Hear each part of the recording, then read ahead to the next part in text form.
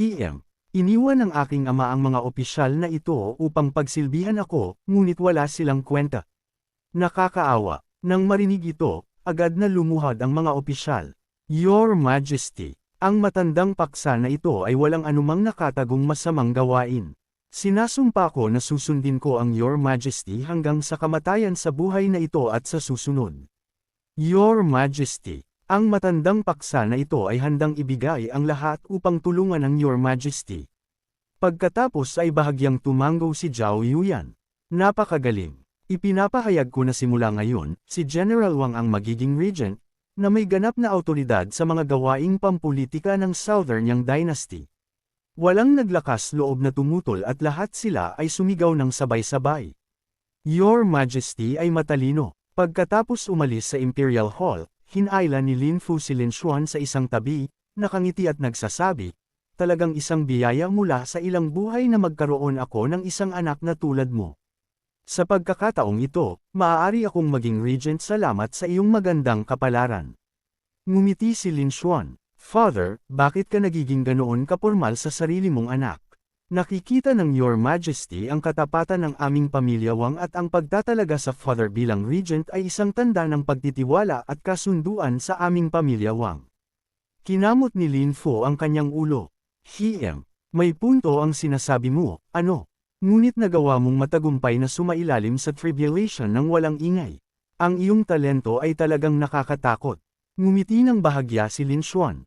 Wala lang iyon. Swerte lang. Mahalaga ang talento, ngunit mas mahalaga ang pagkakaroon ng pagpapahalaga ng aking master. Kung wala ang aking master, hindi ako nandito ngayon. Inalala ni Lin Fu ang nakaraan ng may damdamin. Bagamat hindi ako kasing gwapo mo, noong bata pa ako, itinuturing akong isang bihirang gwapong lalaki sa Southern Yang Dynasty. Nabihag ko ang mga puso ng maraming dalaga noon. Ngunit swerte na lang na mas malala ako kaysa sa iyo.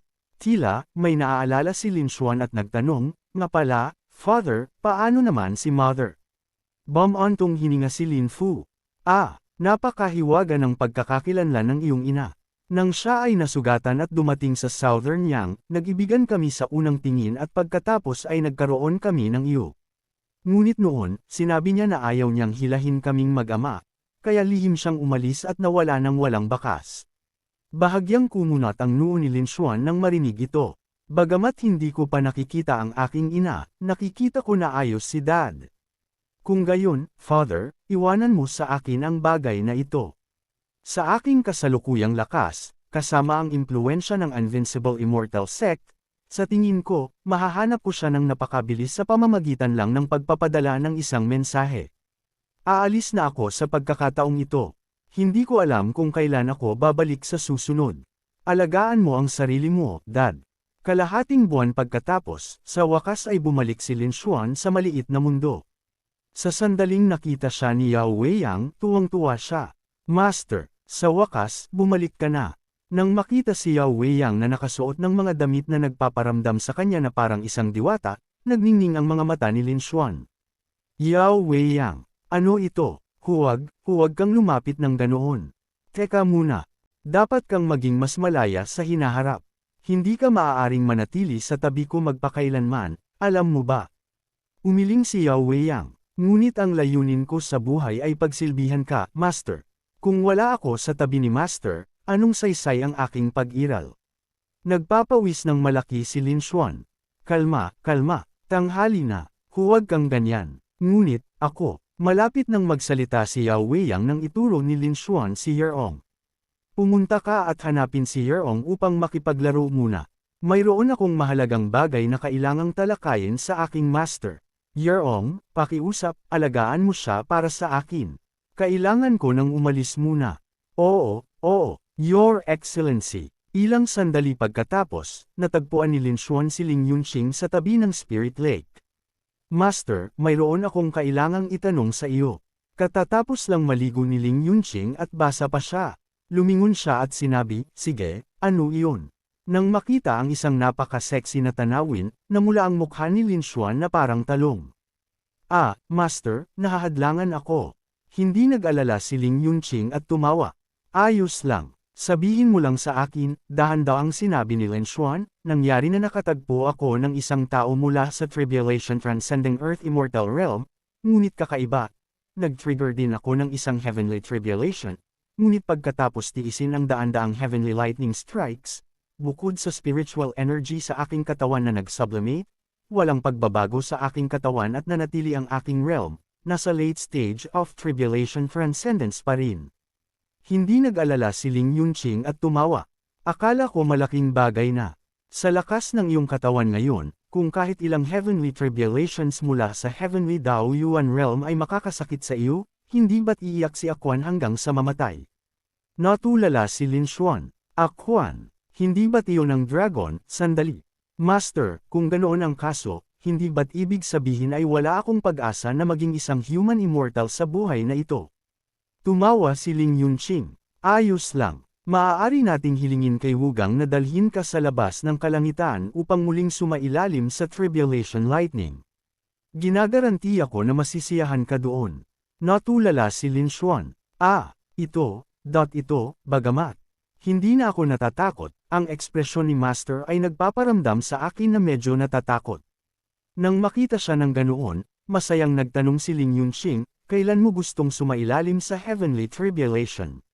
Sumagot si Lin Xuan, kung mas maaga, mas mabuti. Kung mas maaga akong makakaangat ng aking realm, mas maaga akong makakaramdam ng ligtas, tama. Dagdag pa, gusto ko ring umalis sa mundong ito sa lalong madaling panahon at pumunta sa labas ng kalangitan upang alamin ang tungkol sa aking nakaraang pagkakakilanlan at lahat ng tungkol sa Master. Agad pagkatapos, natagpuan ng dalawa si Wugang na naglilinis ng bakuran. Kung gayon, tawagin mo si Wugang. Walang pag-aalinlangan na sumigaw si Lin Xuan.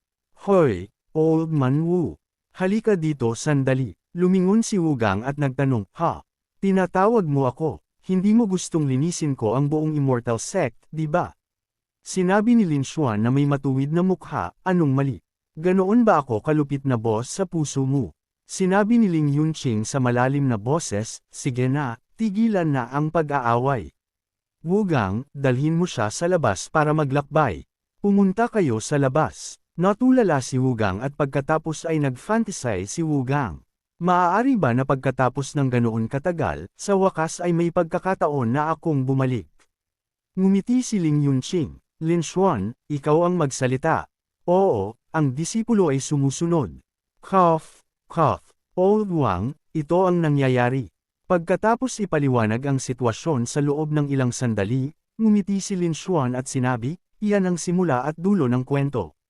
Nag-aalala si Wugang, gusto mong ako ang magdadala sa kanya palabas. Hindi ka ba natatakot na papatayin ko siya at tatakas? Ngumuso ang mga labi ni Ling Yunqing. Hindi ka maglalakas loob. Ang apoy ng galit sa puso ni Wugang ay tumaas. Hindi maglalakas loob. Walang bagay na hindi maglalakas loob na gawin ang queen na ito sa mundong ito. Gayunpaman, tumango pa rin siya.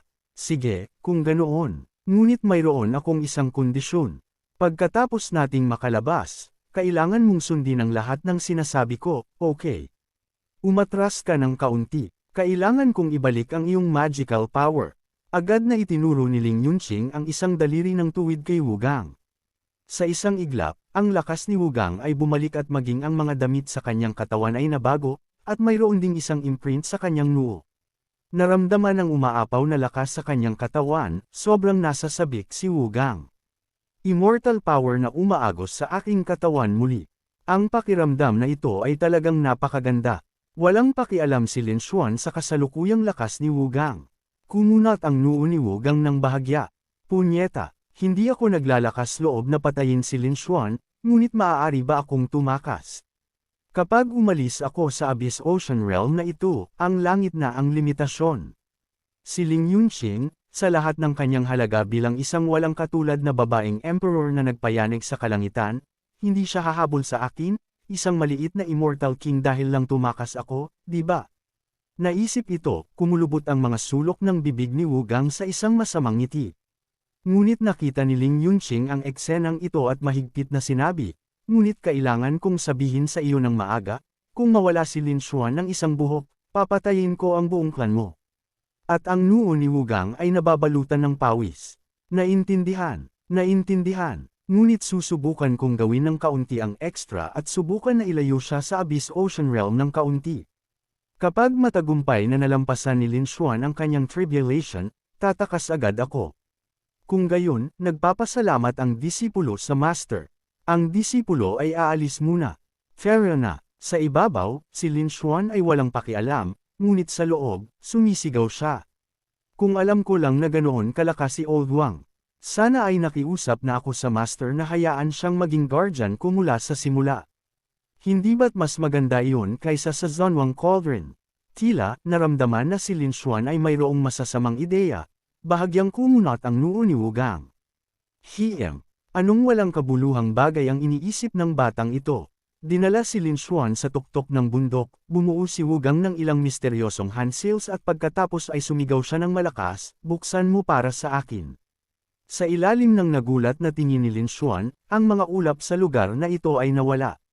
Bago pa niya ito maramdaman ng malinaw, narinig niya si Wugang na nagsasabi, sundan mo ako ng mabilis. Natulala si Lin Xuan. Holy crap! Hindi ko akalain na aalis ako sa Abyss Ocean Realm patungo sa labas ng kalangitan sa ganitong paraan. Pagkatapos dumaan sa di nakikitang barrier ng Abyss Ocean Realm, tinitingnan ang nakapaligid na kapaligiran sa loob ng ilang sandali, naguluhan si Lin Xuan. Hindi inaasahan, ang pagtatali ng Heavenly Dao sa napakaraming nabubuhay na nilalang ng Abyss Ocean Realm ay napakahina sa harap ng isang tunay na powerhouse. Kumulubot ang mga sulok ng bibig ni Wugang. Ang maliit na batang ito ay nabighani na. Mukhang maaari na akong tumakas ngayon. Ngunit bago pa siya kumilos, isang boses ang umalangaw sa kanyang tainga. Tumigil ka dyan. Isa pang hakbang at maglilinis ka ng Shinhai Peak sa buong buhay mo. Natulala si Wugang. Ang boses na ito ay kay Ling Yunqing. Makinig lang kay Ling Yunqing na telepathically na nagsasabi sa matandang geyser na iyon. Huwag mo nang isipin na pupunta ang dad mo upang iligtas ka kapag dumating ang oras. Ako mismo ang pupunta sa iyong maliit na mundo ng turtle shell at ibabalik ang kanyang ulo dito. Sa ganoong paraan, maaari mo pa ring tuparin ang iyong tungkulin bilang isang anak. Alam mo, ang noo ng matandang geyser na iyon ay nababalutan ng pawis. Oo, naiintindihan ko. Walang ibang pagpipilian. Ang matandang geyser na iyon ay nakatayo lang doon at pinapanood si Lin Xuan na sumasailalim sa kanyang tribulation. Boom, boom, boom. Walang tigil na umalangaw ang kulog. Nang makita ang eksenang ito, medyo sumigla si Lin Xuan. Holy crap! Ang Heavenly Dao ng mundong ito ay seryosong hardcore. Ang Heavenly Lightning na inilabas dito ay baliw na matindi. Ngunit kahit ano pa, kailangan kong malampasan ang tribulation na ito. Lumapit si Lin Xuan, puno ng momentum upang harapin ang Heavenly Tribulation. Ang Heavenly Dao ng mundong ito ay tiyak na sapat na malakas. Bang! Isang alon ng Tribulation Lightning ang tumarget kay Lin Xuan at tumama sa kanya ng direkta. Ang matandang geyser na iyon ay nag-atubili sandali, pagkatapos ay bumuo ng isang handsail. Huwag na, mas mabuti pa na lumayo muna ako sa kanya. Kung hindi, kung malaman ni Ling Yunqing, wala akong makukuhang benepisyo at marahil ay magulo pa ako. Humarap sa siksik na Heavenly Tribulation sa kalangitan, kumulubot ang sulok ng bibig ni Lin Xuan. Kailangan kong subukan at tingnan kung gaano kalakas ang lightning tribulation dito. Isa pang alon ng tribulation lightning ang bumaba. Sa simula, iniisip ni Lin Xuan, hindi maaari. Ang kidlat ay maaaring maging ganoon kalakas. Ngunit sa ilalim ng takot na tingin ni Lin Xuan, ang kidlat ay talagang sinira ang kanyang mga depensa. Tumingin sa langit mula sa ibaba, nag-isip ang matandang geyser na iyon. Mas mabuti na hayaan muna siyang harapin ito ng mag-isa. Kung talagang hindi niya kaya, maaari akong pumasok at iligtas siya. Pagkatapos ng isang alon ng lightning tribulation, ang noo ni Lin Xuan ay nababalutan ng pawis. Dati, ang aking immortal power at katawan ay ganap na hiwalay, ngunit pagkatapos ng lightning tribulation na iyon, ganap na silang integrated. Ang pundasyon ng aking Dao ay unti-unti na ring nagiging kumpleto. Iyan lang ba ang mayroon? Ang sublimation ng aking Dao Foundation ay hindi 100% kumpleto. Isang lightning tribulation ang nawala, ngunit nang tumangala si Lin Xuan sa langit, boom, boom. Ang mga tunog ay patuloy na umalingaw ng walang tigil. Ang mga madilim na ulap ay naging mga ghost soldiers at sumugod ng tuwid upang tamaan si Lin Xuan. Nang makita ang eksenang ito, agad na ipinaalala sa kanya ng matandang geyser na iyon. Hindi ba't ito ang number 1 heavenly tribulation sa maalamat na 1 Milingle Rangkang? Bilis! Patayin ang mga demonic creatures na ito at matagumpay mong malalampasan ang tribulation. Maaari mo ring gamitin ang magic treasure na iyon. Nang marinig ang paalala, agad na sumugod si Lin Xuan patungo sa mga demonic creatures at umatake. Punyeta, Old Wang, bakit hindi mo sinabi ng mas maaga? Akala ko kaya ko lang tiisin ito at hindi ako pwedeng lumaban. Nakakagalit iyon. Bam, bam, bam. Patuloy na nagpapalo si Lin Xuan. Ang mga demonic creatures na nagmula sa heavenly tribulation ay binugbog sa piraso niya. Kung mas maraming demonic creatures ang pinapatay niya, mas pinalakas ang katawan ni Lin Xuan. Sa ibaba, natulala ang matandang geyser na iyon. Mukhang hindi magtatagal bago niya ito malampasan. Pagkatapos, bumaba muli si Lin Xuan. Naramdaman ang lakas sa loob ng kanyang katawan, umangat ang sulok ng kanyang bibig. Napakagaling. Matagumpay na akong nakapasok sa early stage of human immortal, opisyal na naging isang immortal. Tara na, Old Wang. Oras na para bumalik na tayo. Bigla, sumali si Wu Gang. Lin Xuan, mayroong may masamang intensyon sa iyo. Gusto mo bang harapin sila ng casual? Nagningning ang mga mata ni Lin Xuan. Oh, talaga, walang pakialam na sumagot si Wu Gang. Kanina lang, nang sumailalim ka sa iyong heavenly tribulation, nagulat nito ang demon race sa mundong ito. Ngayon, nandito na sila. Sigurado, hindi pa natatapos magsalita si Wu Gang, isang nilalang na may katawan ng tao, ulo ng ibon at 2 pares ng pakpak ang lumitaw sa kalangitan. Sa sandaling lumitaw siya, umalangaw ang kanyang boses. Akala ko ang aming race ay nagbigay daan sa isang heavenly prodigy, ngunit lumabas na isang tao pala. Kung ganoon ang kaso, mamatay ka na lang. Tumawa si Wu Gang, tinitingnan ng lalaki. Sinasabi ko, sa tingin mo ba kaya mo siyang patayin ng mag-isa? Mangarap ka. Ang demon, nang marinig ito, ay medyo nagalit. Anong sinabi mo? Nagdagdag pa si Wu Gang ng apoy sa apoy. Kung kahit ang isang katulad mo ay kayang patayin siya, kung gayon hindi ko na kailangang manatili ng low-key.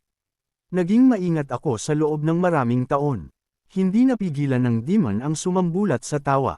Haha, isa lang siyang mid-stage immortal na kararating lang ng kanyang tribulation. Dagdag pa, maliban kung mayroon siyang golden immortal na nagpo-protekta sa kanya, ang lalaking ito ay tiyak na magiging tuyong buto. Hindi napigilan ni Wu Gang ang takpan ang kanyang bibig at tumawa. Haha, talagang patuloy ka sa kasamaan. Halos nagmamakaawa ka na tumama sa pader gamit ang iyong ulo. Hindi na makatiis ang demon na iyon. Nag-apoy ang kanyang mga mata sa kagustuhang pumatay. Punyeta, ikaw na walang hiya na bata. Sa tingin ko, gusto mo nang mamatay. Ngunit bago pa niya matapos ang pagsasalita, bigla siyang nakaramdam ng matinding sakit sa kanyang balikat at sariwang dugo ang bumulwak. Ang tumama ay walang iba kundi si Lin Xuan. Nang makita ito, natulala rin si Wu Gang. Kailan nakarating sa tabi ko ang batang ito? Tiningnan ni Lin Xuan ang demon, ang kanyang boses ay mahina. Old Wang ay sa isang paraan, kalahati ng isa sa atin, kaya paano natin hahayaan na ay bully siya ng sinuman? Nang marinig ito, medyo nagulat si Wu Gang, habang ang demon ay nagsimula ng matakot. Punyeta, kailangan kong mag-isip ng isang bagay. Agad pagkatapos, lumingon siya at naging isang streak of purple light, tumakas.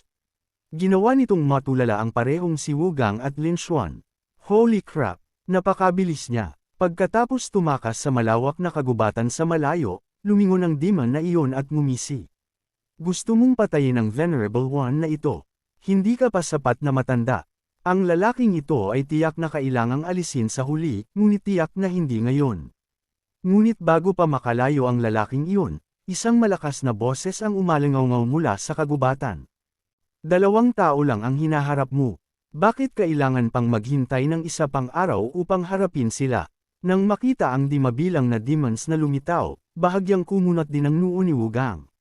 Anong pinag-uusapan ng mga demons na iyon sa itaas? Mukhang nagpaplano sila ng isang malaking bagay. Walang pakialam na sumagot si Lin Xuan. Oo, walang silbing pakikipaglaban lang iyon.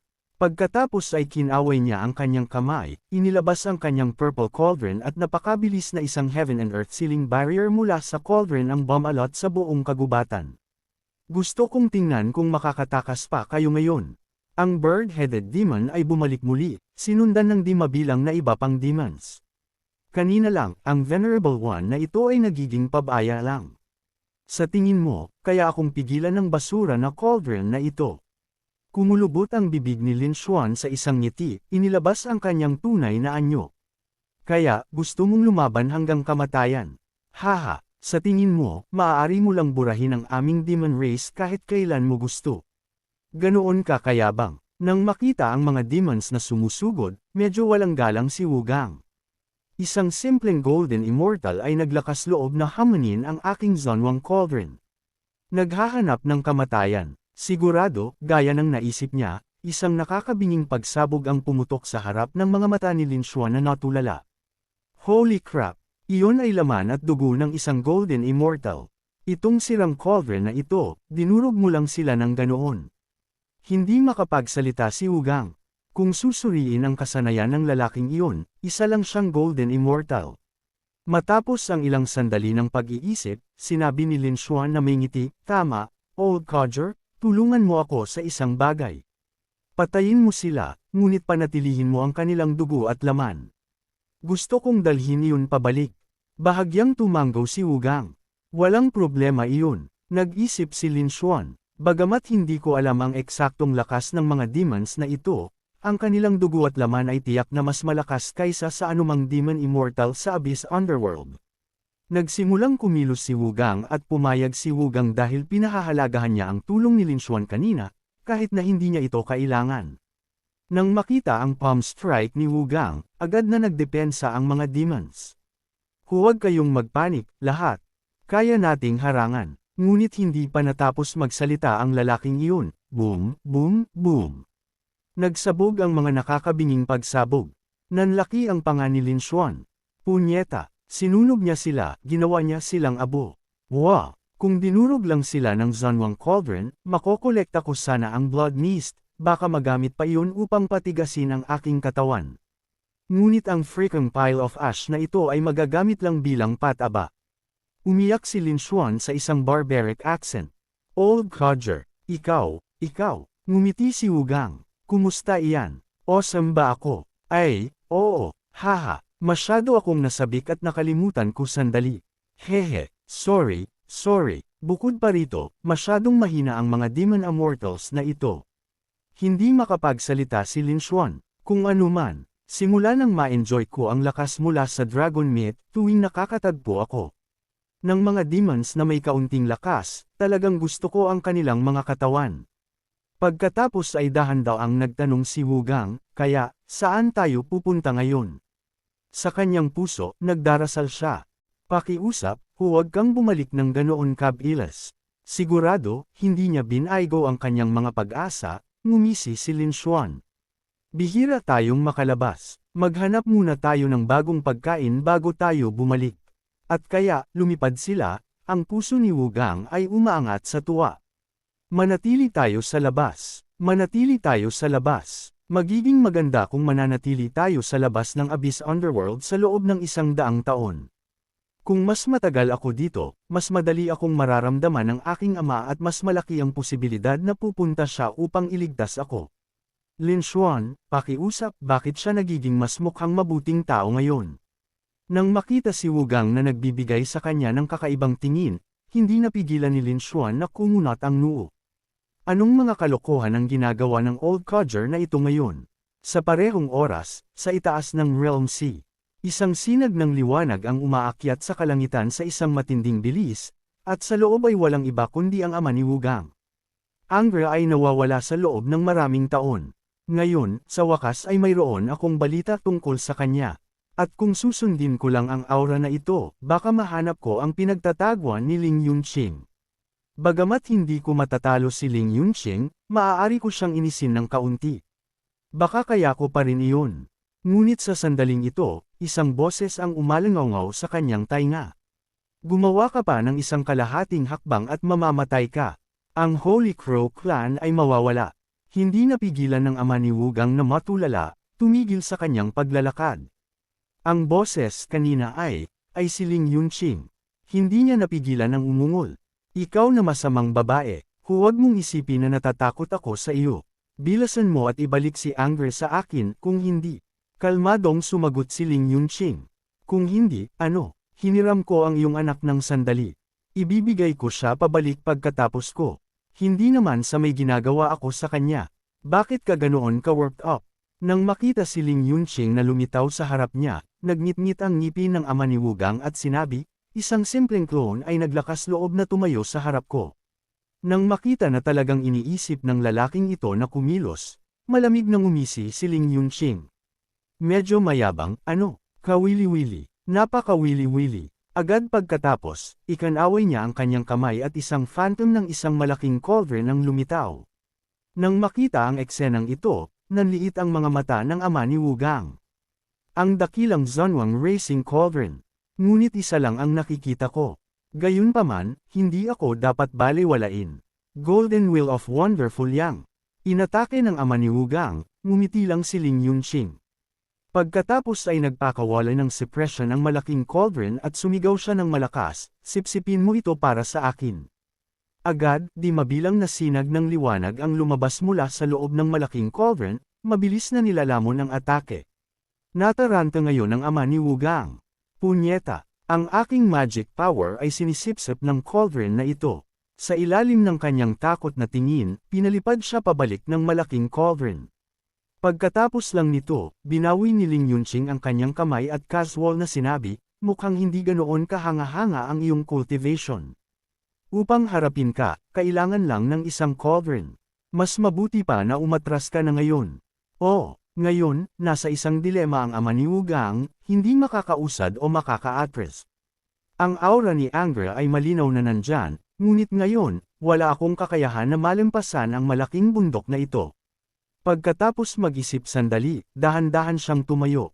Umaasa ako na matutupad mo ang iyong pangako. Lubos din siyang walang magawa. Hindi niya inaasahan na ang isang panlabas na avatar lang niya ay sapat na upang durugan ang isang immortal emperor na tulad niya. Ang taong ito ay lubhang nakakatakot. Ngunit bago pa siya umalis, nagsalita si Ling Yunqing. Teka sandali, kanina lang, ang iyong excellency ay nagtatapon ng galit, ginagawang alikabok ang di mabilang na mga dimensyon. Paano hindi mababayaran ang ganoong dakilang regalo? Nang makita si Ling Yunqing na naglabas ng isang immortal sword, ang ulo ng ama ni Wugang ay nababalutan na ng pawis. Masamang babae, huwag, ngunit huli na ang lahat.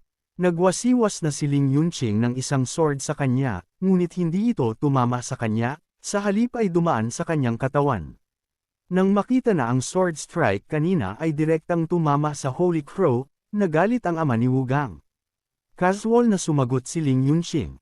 Tama iyan. Iyon ang realm na pinamamahalaan ng Holy Crow Clan. Inis na sinabi ng ama ni Wugang, sana ay manatili ka ng ganoon katigas magpakailanman. Walang pakialam si Ling Yunqing at casual na sumagot. Napakakakaiba. Ginagamit ko lang ang paraan na ginamit mo upang harapin ako upang harapin ka. Hindi ko inaasahan na magagalit ka. Pagkatapos sabihin iyon, nawala ang kanyang figure sa harap niya. Salamat po sa panunood.